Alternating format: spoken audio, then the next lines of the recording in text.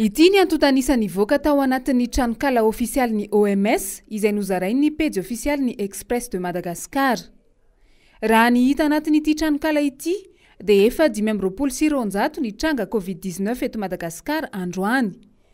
Nahatratra 780 ireo tranga coronavirus vaovao. Niparitaka avy hatrany io vaovao io. Ny hariva teo dia niova tanteraka ilay antotanisa ka lasa an'ity. 530 ireo tranga vaovao ary 370 ireo tontaliny mitondra ny tsimikaretina eto Madagasikara. Inona ny tena marina? Inona no nahatonga ity tranokala ny OMS ity namoaka ireo antotanisa voalohany?